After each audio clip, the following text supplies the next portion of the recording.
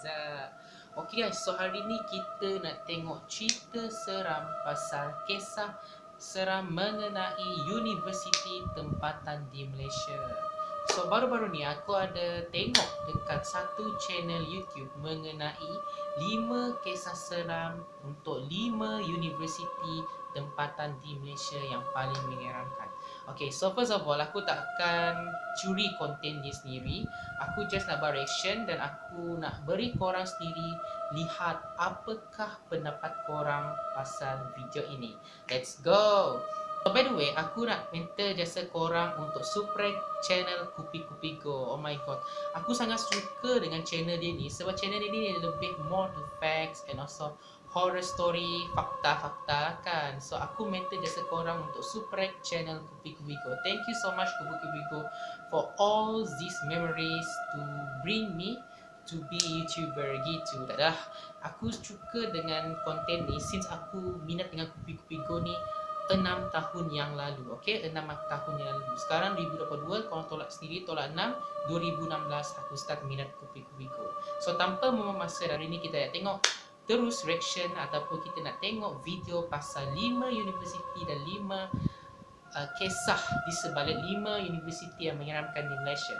Let's go! Ayo, let's go! Selamat kembali ke Kupi Kupi Go. Pada hari ini, saya akan berkongsi Ini dia punya seram intro yang berlaku di universiti tempatan di Malaysia diceritakan oleh pelajar universiti sendiri. Ingin saya ingatkan, betul ataupun tidak, kita jangan obses dengan kisah-kisah ini. Kita ambil sahaja sebagai satu perkongsian yang menarik dan tanpa melengahkan okay, tak perlu skip intro lah. Dia terus cakapkan. Tak perlu skip intro. Aku sebenarnya skip intro tapi tak apalah. Malaysia. Okay, start okay. 5. Pocong datang mahu berteman. USM. Ini adalah kisah.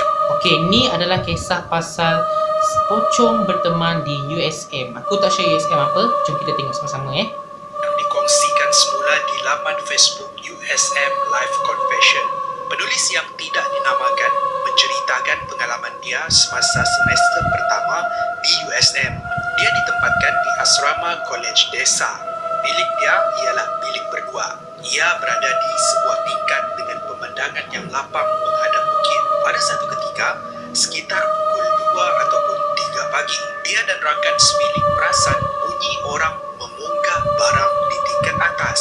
Hakikatnya, tingkat atas adalah sebuah bilik yang kosong. Tapi, tetap juga kedengaran pintu almari dibuka dan ditutup, meja dan kerusi diseret. Menurutnya, hampir setiap malam dia mendengar bunyi-bunyi ini. Bunyi-bunyi pelik tidak berhenti di situ. Ada beberapa kali penulis dan rakan sebiliknya mendengar pintu mereka diketuk dengan kuat, membuatkan mereka berdua terkejut dan terbangun. Tapi, mereka berdua tidak melayan dan buat tidak tahu. Pada satu malam sekitar pukul 2 pagi, penulis dan rakan sebilik terdengar suara orang ketawa kecil di dalam bilik. Penulis yang takut segera melompat ke katil rakannya, berhimpit macam ikan sardin. Sementara mereka membaca ayat kursi. Insiden ini membuatkan penulis demam. Malam keesokannya, dia terbangun pukul 1 pagi untuk memakan ubat. Hanya bertemankan lampu meja di dalam kegelapan. Dia bangun dari katil dan perasan tabir di bilik mereka beralun ditiup angin kencang. Maka jelaslah pandangan dia di luar bukit tadi. Alangkah terkejutnya penulis bila dia melihat susuk tubuh pocong berada di atas bukit. Takut dengan apa yang dia lihat, dia melompat ke katil rakan sebiliknya yang sedang tidur. Sekali lagi mereka berhimpit macam sardin. Dia cuba membangunkan rakan dia tadi, tapi rakan dia tidur mati. Pada masa yang sama, pintu tombol dibulas dan perlahan-lahan pintu bilik terbuka. Mengejutkan, bila yang masuk tu ialah rakan sebilik yang disangka sedang tidur. Penulis yang kebingungan menoleh melihat susuk tubuh yang berada di sebelahnya. Itu adalah pocong yang dia lihat di luar tadi. Rakan dia melakukan azan dan pocong tersebut pun hilang. Keesokan harinya, rakan sebilik penulis membuang cadar tilam dan bantal sebab mempunyai kesan tanah kering dan tanah liat. Penulis pula dibawa pulang dan dibawa berubat. Menurut pakar, pocong tu suka dengan penulis sejak dia masuk ke dalam bilik lagi. Rakan sebilik dia tinggal di bilik rakan yang lain sementara menunggu penulis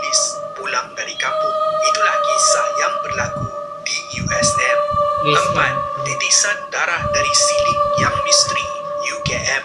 Okey, kali ni kita nak tengok pasal UKM, kisah seram pasal titisan darah dari siling yang misteri gitu. Aku tak sabar nak tengok cerita ni.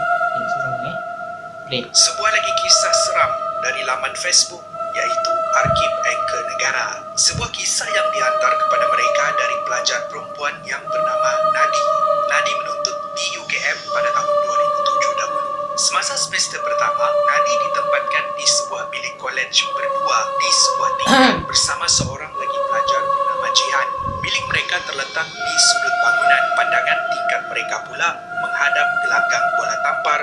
Di sebelah gelanggang pula. Dia, gue pengen nanya deh. Mungkin gak sih pacar lo selingkuh? Kau tengok sendiri ada iklan pula muncul. Oh my god. Tapi tak apa-apa, kita skip iklan ya. Kita skip iklan, kita sambung balik. Dan tasik. Gangguan pertama terjadi semasa mereka sedang khusyuk belajar di dalam bilik. Tiba-tiba, Nadi perasan ada Satu tumpukan kacau darah lah. yang jatuh dari atas siling. Ia jatuh menitik dan merebak di atas cadar. Tumpukan tersebut sebesar 50 sen. Nadi memandang ke atas siling. Tidak pula kesan darah ataupun cecair. Dia memaklumkan ini kepada rakan sebilik, membuatkan mereka kebingungan dan ketakutan. Di malam yang lain pula, ketika lewat malam, mereka dikejutkan dengan barangan yang terjatuh dari atas meja. Bermula dengan buku tebal yang tersusun di atas meja terjatuh ke lantai. Diikuti dengan cermin yang bergantung di pintu almari. Nadi ketakutan, tetapi diingatkan oleh Jihan untuk terus tidur dan jangan ambil peduli. Tidak sehingga beberapa hari kemudian, Jihan menceritakan apa sebenarnya yang terjadi. Rupa-rupanya, Jihan tidak dapat tidur sebab ada sesuatu yang menghembus ke telinganya berkali-kali. Pada masa yang sama, dia terdengar orang mencakar dinding dan bunyi orang menangis.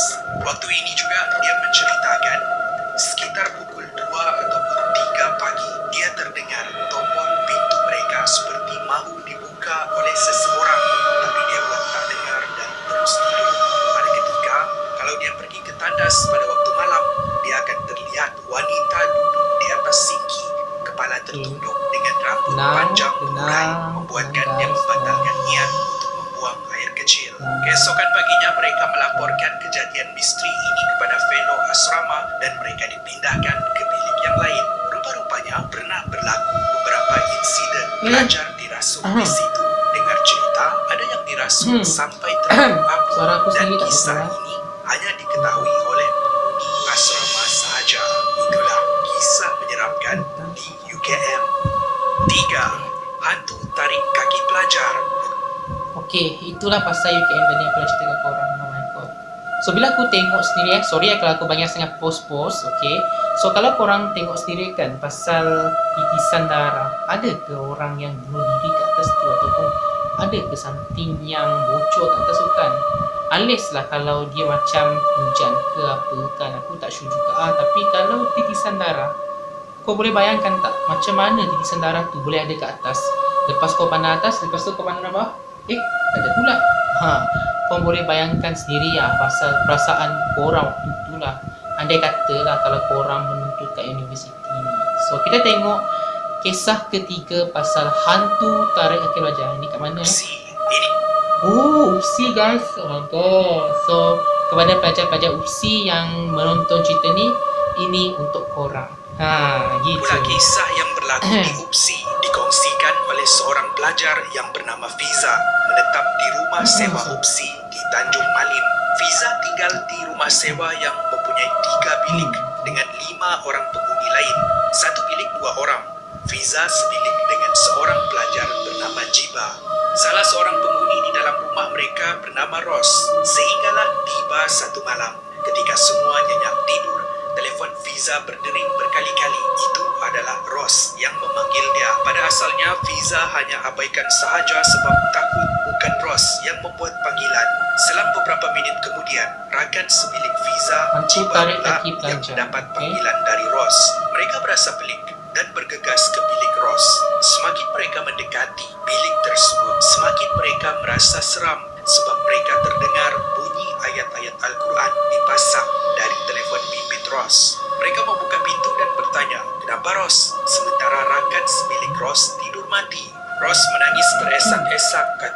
ada benda putih duduk di tepi katil yang mahu menarik Eh. dia. Walaupun Fiza dan Benda Jiba putih, guys. merasa seram, mereka cuba menenangkan Ros sehinggalah dia tertidur. Di hari yang lain Habis pula tu. gangguan berlaku di dalam bilik mereka. Kali ini Jiba pula yang mengalami Jiba. pengalaman seperti ditarik oleh sesuatu sementara Fiza tidur mati. Untuk Fiza pula, dia tidak pernah Ros, ditarik. Jiba tapi dengan Fiza. Dia merasa Diorang seram tiga, ketika berada di dalam tandas. Okay. Terasa badannya seperti dicocok ataupun digeletek. Menurutnya, dia bukanlah seorang yang berani, tapi hanya berserah kepada Oh. Allah SWT. Itulah kisah Fiza dan rakan-rakannya ketika menuntut TOC suatu ketika dahulu. 2. Hantu Bukit Mini. Okay, tu cerita pasal Upsi So, bila aku tengok balik, dengar balik cerita tu, aku pun macam terfikir juga andai katalah aku tak doa lah kan, andai kata aku terkena benda tu, apa patut aku buat kan? Adakah aku lari ataupun aku baca surah? Wallahualam. Kalau bagi aku sendiri, aku terus jerit macam meminta tolong. Ataupun aku baca surah tapi guna cara minta tolong lah. Kan kalau orang jeritkan, dia akan cakap tolong, tolong, macam tu lah. Tapi kalau aku sendiri, aku baca surah contoh macam Bismillahirrahmanirrahim, aku akan baca surah macam tu lah untuk menjaga ketakutan. Inilah kita Islam ni, kalau kita rasa takut, bacalah surah ataupun ayat kursiyah untuk melindungi diri kita daripada terkena gangguan. Gitu. So kita tengok kisah yang keempat. Kalau kau tak silap, kisah keempat kan, hantu hutan Bukit Mini Rahsia. Rahsia UiTM Puncak Alam. Okey. Kisah seterusnya diceritakan berlaku Selamat. di UiTM Puncak Okey. Alam. Diceritakan oleh seorang pelajar tahun 2 bernama Nas. UiTM Di sekitar Puncak Alam. kolej ini ada satu bukit yang Masih pelajar bukan tak gelar dia. sebagai Bukit Mhm. Mini Rahsia. Kawasan yang sunyi sering dikunjungi oleh pelajar yang mahu bersiar-siar. Ada satu ketika, dia diajak oleh rakan kolej bernama Alan dan Ina untuk naik ke atas bukit. Kononnya Alan dan Ina ini mahu berdating, tapi Nas diajak.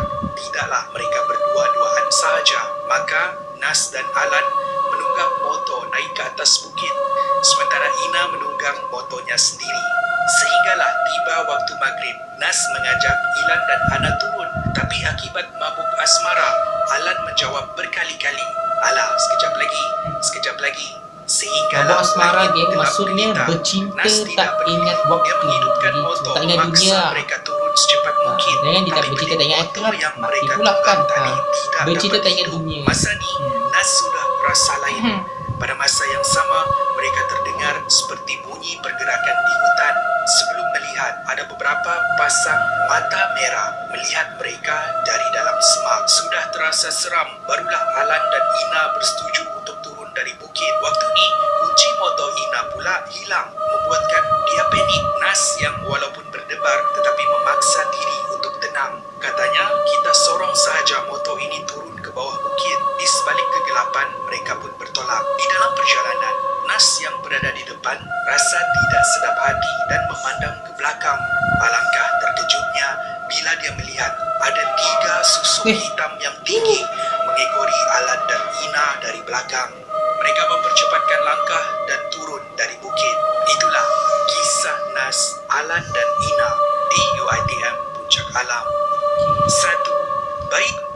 Seram geng. Kau boleh bayangkan tak, kau dekat kawasan hutan and then ada benda yang kacau kau, ada benda yang ikut kau balik. Aku tak sure lah ni cerita betul ke tidak, tapi kalau aku tengok kat YouTube ni, memang dia betul cerita berdasarkan kisah benar kan. Kita tak tahu, terpulang kat korang sendiri gitu. Kat aku sendiri rasa seram tengok cerita ni. Dah lah waktu malam pula tu kan. So okay, kita tengok last part last part, lepas tu kita terus tamat Aku sebenarnya cerita balik lah pasal UiTM tu lah kan. So aku rasa antara benda yang rahsia kat situ, itulah tempat. Korang jangan sekali pergi ke hutan tu, ataupun korang nak bercuti boleh, tak masalah, tapi jangan sampai lewat malam lah, especially lepas maghrib.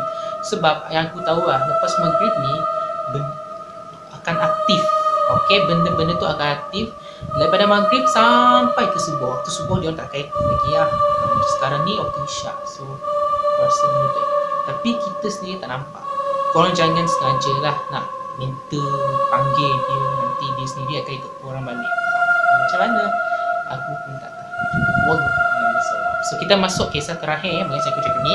Okay, kita masuk kisah terakhir pasal kisah 5 universiti menyeramkan kat Malaysia. Let's go. Menangis di blok college UM. Kisah terakhir kita pada hari ini UM. berlaku di Oh my god. UM geng, UM sendiri ada kisah seram Oh my god. Aku sendiri macam tak sangka UM pun ada kisah seram. Oh my god. Aku tak sure happy ke terkejut ke, aku tak sure. Tapi aku rasa macam nak ingin tahu juga pasal UM ni kan. Pelik lah. Kepada budak-budak UM, ini untuk korang. oleh pengguna Eraj Nash ataupun Danesh.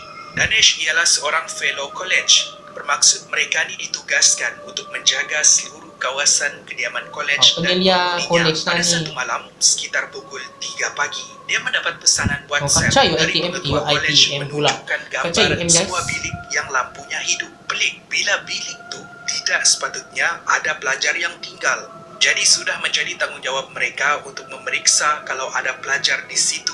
Bila ada fellow yang memeriksa bilik tersebut, mereka terdengar bunyi bayi menangis. Semakin dekat mereka, semakin kuat bunyi tangisan tersebut. Walaupun begitu, beberapa orang mereka tekad untuk memeriksa bilik, tapi tiada siapa di sana, membuatkan mereka semakin meremang. Mereka segera menutupkan suis dan turun. Masa turun, sekali lagi mereka terdengar bunyi bayi menangis, membuatkan mereka berlari meninggalkan blok tersebut. Ini bukanlah insiden berasingan. Staf college pun pernah mendengar bunyi menyeramkan di sekitar kawasan. Kononnya, di sekitar kawasan college dulu ialah kawasan perkuburan orang asli, tapi ia tidak pernah disahkan. Sehingga hari ini, ia menjadi satu kisah menyeramkan di UM. Terima kasih kerana menonton. Itu adalah perkongsian kita pada hari ini. Mungkin anda ada cerita anda sendiri, tidak kisahlah di universiti kah, di asrama kah, bolehlah kongsikan dengan kami di ruangan komen di bawah. Saya pun mau tahu juga kisah anda macam mana. Pastikan anda like dan share kalau anda suka dengan video ni. Subscribe kami di YouTube, kami di tolong Facebook subscribe, dan geng. social Tolong media yang subscribe. lain. Saya jumpa di episode Subscribe. yang seterusnya. Bigo-bigo menarik setiap hari.